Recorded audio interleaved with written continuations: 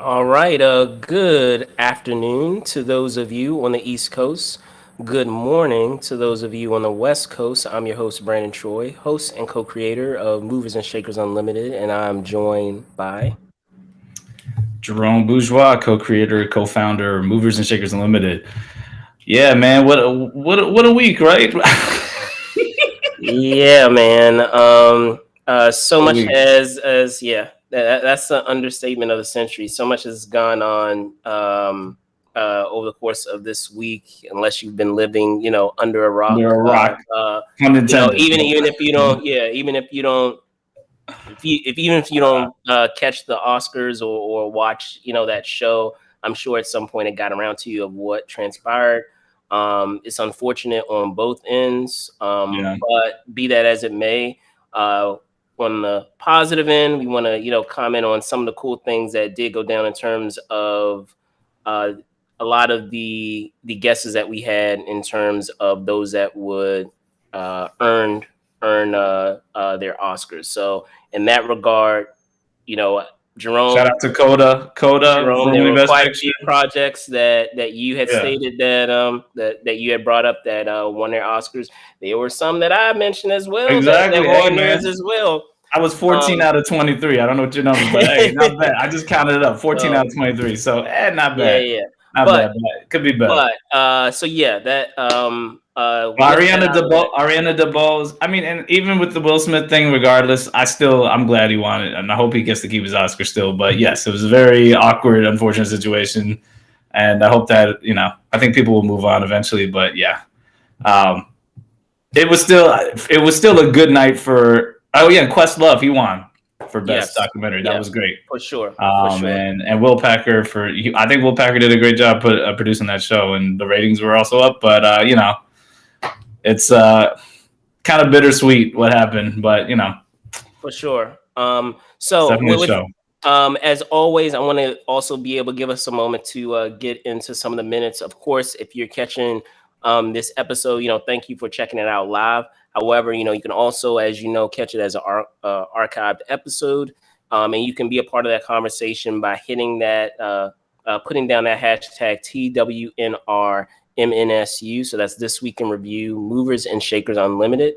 And just know that you can also be a Patreon supporter with us as well. So put the link just down below that you can check out some of the perks that we have in place for those of you that would like to be Patreon supporters of ours and enjoy a lot of our content. And of course, with that out of the way, want to also send a shout out there to Joelle Bourgeois, who's a Patreon supporter of ours. Shout out sis, and her birthday's coming up April 10th. So early happy birthday. Well, we'll say it again.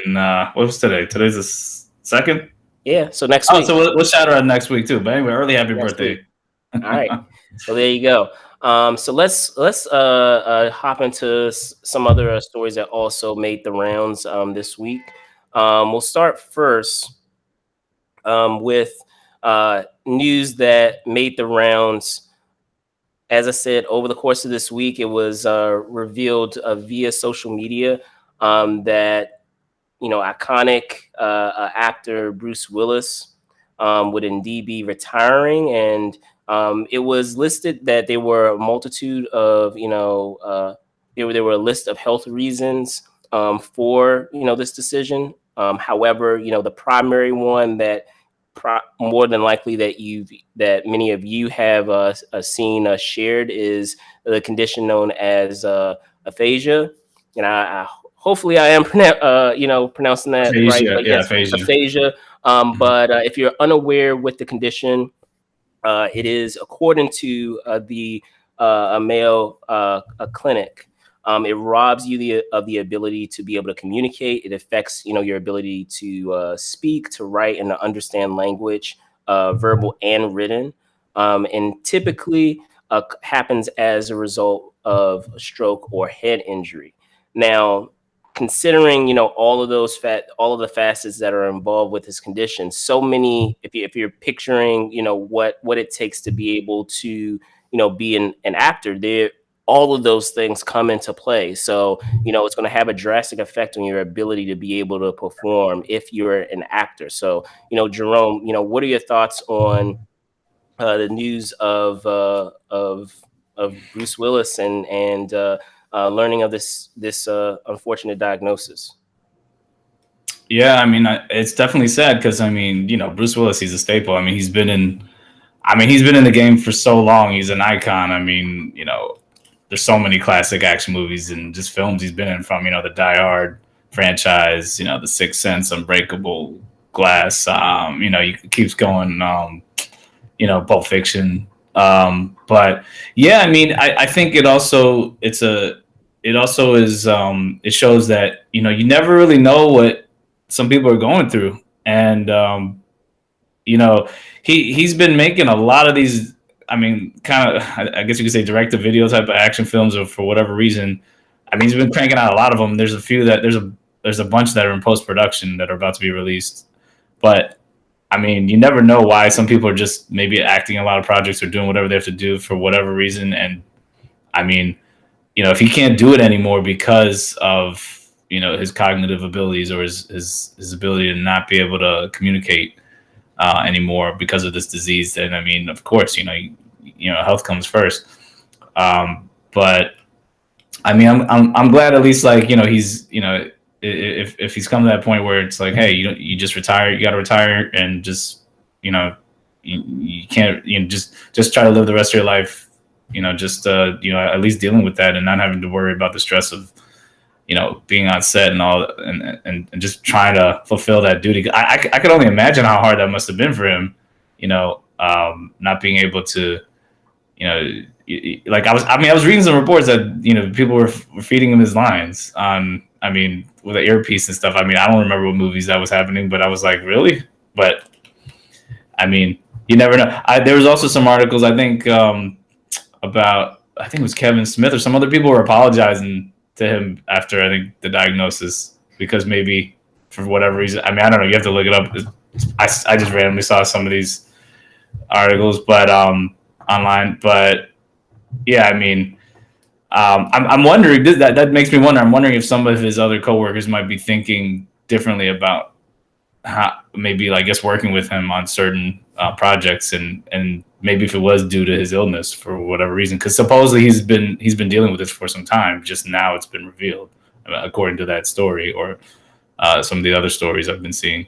So, but yeah, I mean, I hope I mean, I don't know if I don't really know much about that diagnosis, that disease, and like if there's how you could treat it, or if you can mitigate the the impact or the fallout from it. So, I mean, if he can somehow treat it and get better, that would be great. But I mean, like I said, I'm not a doctor. I can't diagnose anything. But I mean, it's just a sad situation. But it's just, people get older, people have different genes. I mean, it makes you wonder too. Like when you look at someone like Clint Eastwood, who still can direct and everything. It's like, wow, man, some of these people can keep going, but then sometimes you can't. It's just genetic. It's genetics, or just for whatever reason. And he still has an illustrious career. I mean, and he's been around for a while. So I mean, it's not like he doesn't have that legacy. But it's just sad because, like, he's one of those icons. But I hope him, and I wish him and his family the best, though. So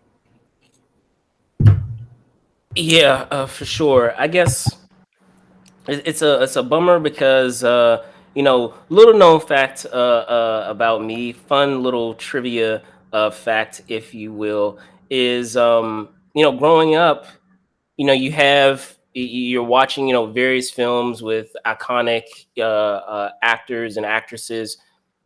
Growing up, my house was very much a Bruce Willis household in terms of watching a lot of those iconic films, that he, became known for. My mom grew up, watching his other show, what is it, Moonlighting, that he was, yeah, known for. And she reason why, like, she was such a big, my mom, why she was such a big fan of Bruce Willis is because they share the same birthday. So because of that fun little connection, she had a real affinity towards Bruce Willis, and so we would watch Bruce Willis movies all the time. And it, on an even another level, Bruce Willis is always have a connection to, because when you're thinking of your history of watching film. I know I've commented on here before of talking about, you know, your first film, mine being '89 Batman, and uh, Bruce Willis Tamir. for what is it, Die Hard 2? And I'm gonna age myself here. Oh, that was great. That was the very first R-rated movie I was able to see in a movie theater. Oh, So it in was the a big theater. deal. Yeah. Oh, So okay. it was a big deal. So like, Wow, you saw that in the theater? I never saw that in I the saw it in theater. the theater. Yeah. So Oh man. that was the first R-rated movie I was ever allowed to see. So, you know, you think of those moments, those firsts of what was your first movie? You know, what was your first rated R movie? You know, what was your first horror movie? You know, what was, you know, this first in this regard? And I'll always remember that of how much big I'm going to see a rated R movie. But that's so funny because I don't even think I remembered the first rated R movie I saw in the theater. I remember the first R-rated movie I saw, but in the theater, I'm trying to think, what was that? I gotta think about that. When was it? Wait, that was like 1990s? Was that early 90s? Yeah. Or late 80s? Because the first one came out in like 80, like 88 or something. Or yeah, 80. yeah. Yeah. Yeah, let me just, wow. Yeah, but yeah, if you want to look that up on the side, but yeah, so you know, in terms of his body of work, I mean, you've commented on many of them. 1990, yeah. Yeah, 1990. You commented on many of them, you know, just now of not just Die Hard franchise of Unbreakable. You know, we had Split, and coming to find out that was a part of the Unbreakable franchise. You Well, know, like, Unbreakable was the best one. And then what else? Sixth Sense. I mean, I could keep going down the list of Fifth Element. Come on, Fifth Element, yeah, like, that's pretty good. Element. I love Fifth Element. That was different. So yeah, Looper, the Jackal. I like the Jack. Looper was good. What else? He did a lot of action. We can go on and on about, you know, all of the whole 9 yards, whole day. Like, he switched it up. Look who's talking. Yeah. He was the voice of the baby. And look who's talking. I mean, so again, you go crazy. on and on. He has an incredible body of work of what his talents have brought us as fans. So you know, I wish him well. You know, it's a bummer that, you know, we won't be able to have him, you know, around to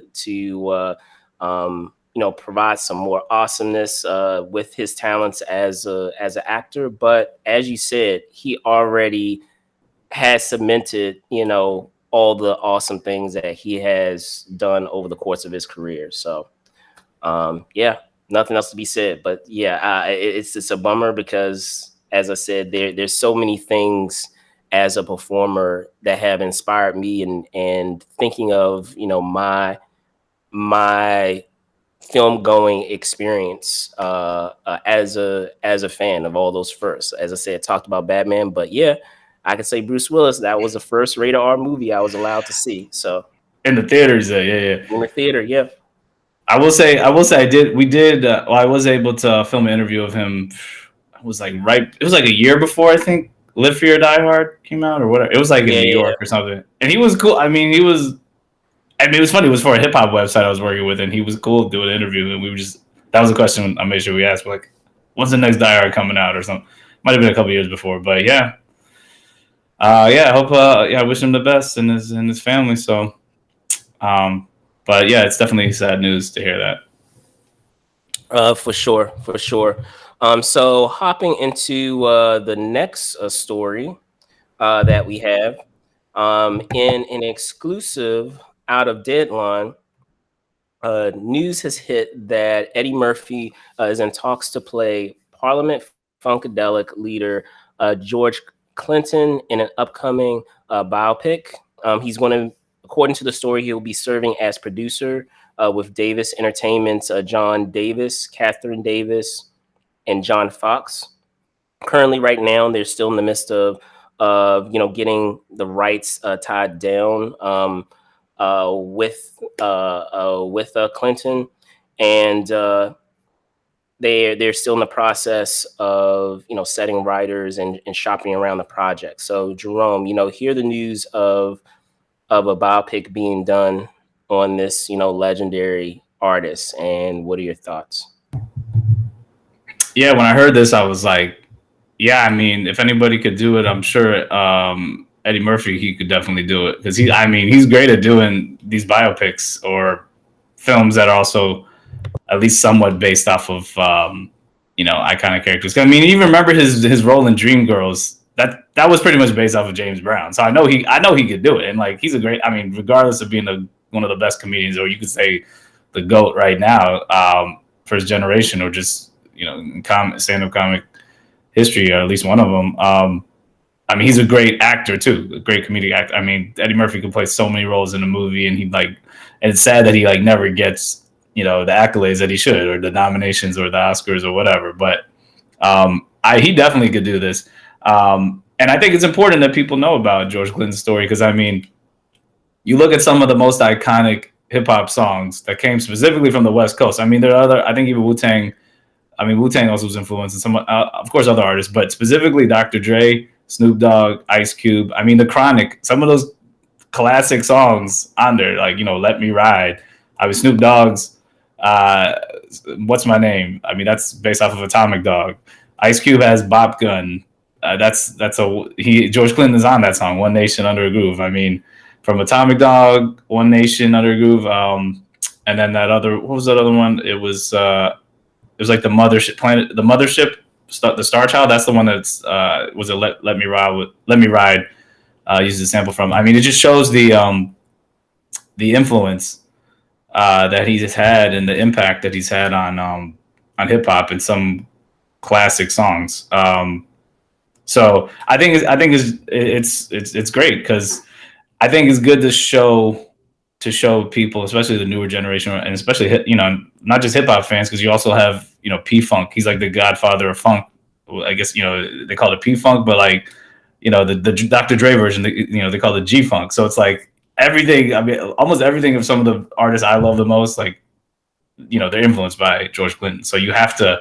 I'm glad that they're paying tribute by making this film, and you have Eddie Murphy behind it. I mean, of course, it's going to be, they should do it right. And Amazon, he has I think they said a 3-picture deal. Yeah, 3-picture. So I mean, he's killing it. So it's like I'm sure they're gonna let Eddie Murphy do whatever he wants for the most part. So no, I'm excited to see it. I think it'll be good. Yeah, for sure. I guess, I mean, you already commented on it just now, is that he has a 3-picture deal going with Amazon. So I mean, we have that. However, also speaking to, you were talking about how underrated Eddie Murphy is, as a dramatic actor, and being able to not only bring levity, which of course he's known for, but also demonstrating the dramatic chops in the roles that he's had. I mean, you talked about Dreamgirls. I feel that he very much got overlooked for Dolomite. That was great. He should have got nominated for that. He was outstanding in Dolomite. So perhaps by doing this biopic too, that will provide another opportunity for people to see that talent there of those dramatic chops. I feel like just because he's so obviously ultra talented with comedy, that it overshadows the fact that he is a capable dramatic actor as well. And it doesn't hurt to include talented teams. So I mean, I know you were commenting on Eddie Murphy himself, but even with the team surrounding him, they are the team that worked on Dolomite. So Davis, who I mentioned before, he teamed with Murphy to do the Netflix film Dolomite Is My Name. So it doesn't hurt to have teams return that have demonstrated that they collaborate well together, and I look forward to seeing what their collaboration produces in doing this biopic. Oh yeah, one other thing. I mean, that song was Parliament's Mothership Connection. I mean, that's still George Clinton, but yeah, I totally agree. Yeah, I mean, he's been playing several different roles, so it's weird. Like sometimes I think sometimes obviously we know it's political to a certain extent for some of these award ceremonies, but Eddie Murphy definitely. I mean, he's proven himself already, but maybe with this role he might get the accolades that he deserves. But It's also a testament to these big tech companies allowing these types of stories to be told, and giving the freedom to these artists and these actors and filmmakers to tell these stories. And also, I will say, I'm also looking forward to he's doing Beverly Hills Cop 4. Like he's busy. So Eddie Murphy's he's got some movies coming out.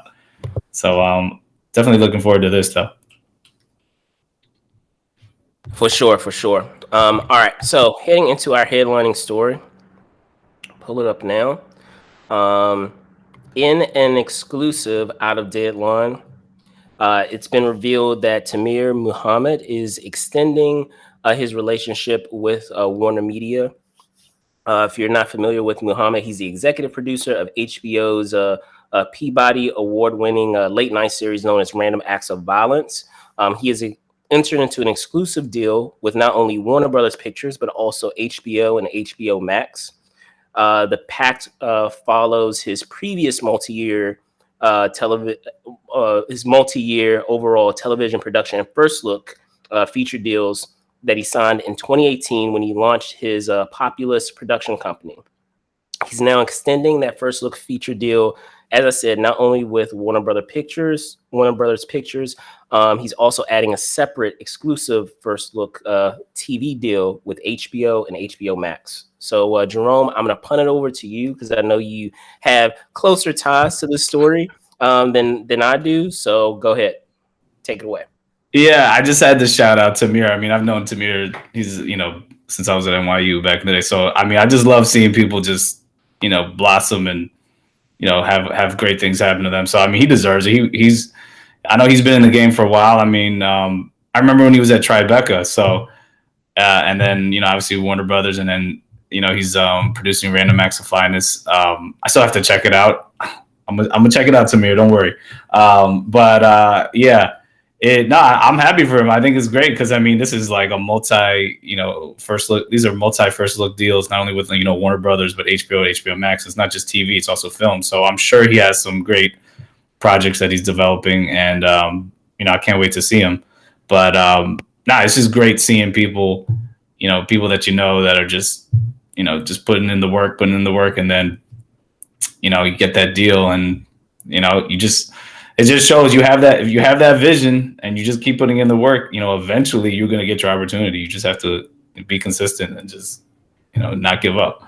But this is definitely big. I mean, it's Warner Brothers and HBO Max. I mean, they make great great films and TV content and just overall. But yeah, I'm really interested in seeing, what he's going to do on the film side too. Cause I mean, we know he has that show already. So, Random Acts of Finance, but it'd be interesting to see also the types of films that he produces. So I'm definitely excited. Well, just to second what you said, it's always great to obviously it's great just for someone who has paid their dues and worked their behinds off to get where they are, to finally reap the benefits of that hard work. It's also cooler when of course, when you know whoever that individual is, that artist is, and have a firsthand experience of or first account knowledge of those things that they've had to go through in order to reach that goal or that particular accolade that they are striving for. So, an example here, and I mean, they even talk about it in terms of, that ascent, if you will, even in the story.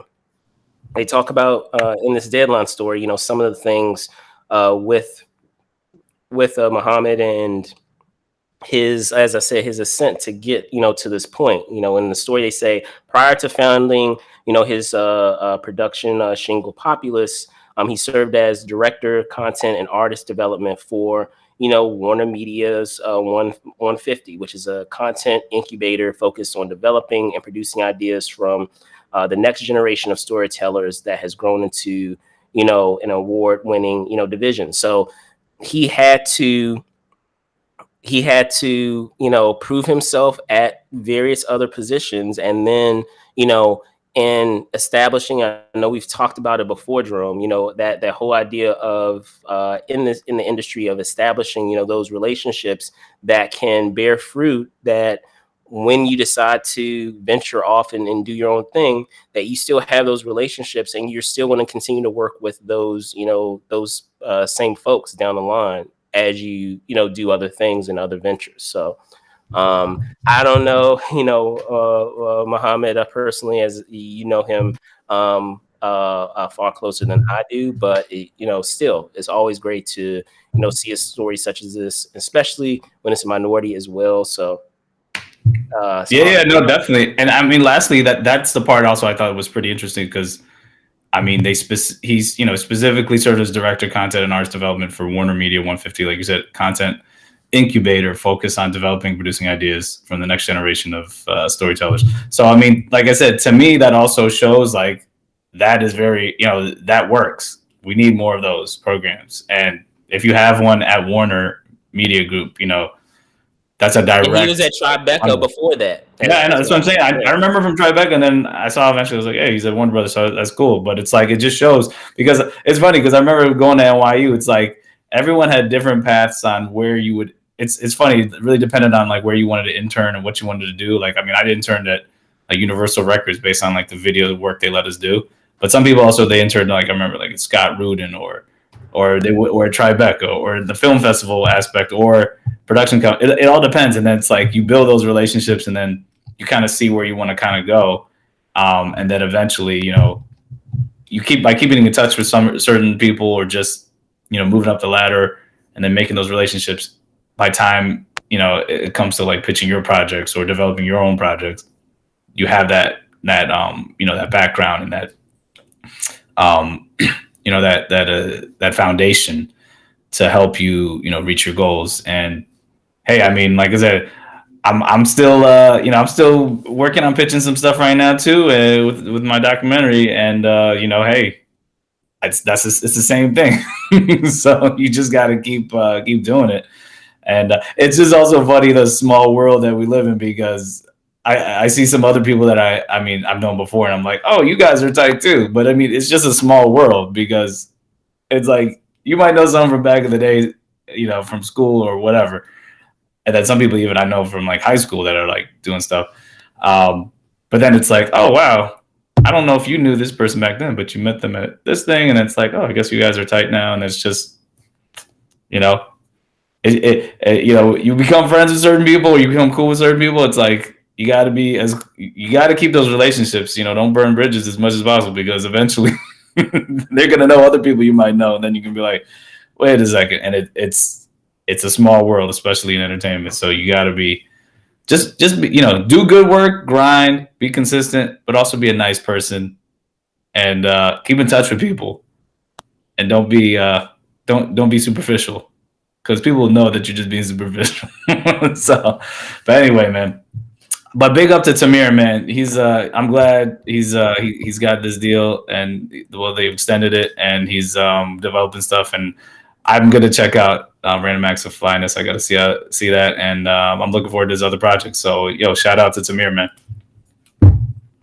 Shout out for sure. So with that being said, guys, that's going to wrap up this edition that we have of This Week in Review. Before I get into, some of the bits that we normally get into, Jerome, I'll pass it over to you. Tell folks where they can find you. And thanks for joining us for this 55th episode. So already at 55. All right. Yeah, I know. Yeah, so definitely if you want to check me out, you can follow me on Instagram or Twitter, JW Bourgeois 21. You can follow us on Instagram for the Movers and Shakers at Movers Shakers Unlimited. So Movers and Twitter also at Move and Shake UNLTD, but also on Facebook, Move and Shake UNLTD. There's Instagram, Movers Shakers Unlimited. And also, if you want to support us on Patreon, go to patreon.com/Movers Shakers Unlimited, just like Brandon said earlier. And also, subscribe to our channel on YouTube, youtube.com/Movers Shakers Unlimited, like, subscribe, click the bell so you can get the feed, share with your family and friends, and let us know what you want us to cover, comment, give us feedback. We're all all about covering different things in entertainment, and just trying to give you a good show. And then also, like I said, tell us about some events you want us to cover, because I mean, we're gonna be covering some anyway. So and the more we know that what you guys like, the more we'll switch it up. So. But I will be attending some things, and you'll be doing some coverage, and so is Brandon. He's coming up. He's gonna be he's gonna be at some things. So looking forward to we're looking forward to sharing it with you guys. So I'll punt it back to you, man. All right, cool beans. Yeah. So again, want to send a shout out to Jerome for co-hosting here for This Week in Review as always. And I'm your host Brandon Choi, host and co-creator of Movies and Shakers Unlimited. You can find me at Brandon Choi ENT, which you see down below. And then also, I know Jerome, you were talking about the episode. Apparently, and this was unbeknownst to me, this is the birthday of our YouTube channel. So there you go. It's the anniversary of our your birthday is coming up too, man. So it is. Yeah, we'll get into that. But birthday today, it's the birthday of our YouTube channel as well. So there you go. Whole bunch of I didn't even know that. So yeah. So thank you guys so much for watching. As always, be safe out there, and we'll see you soon. Peace. Peace out.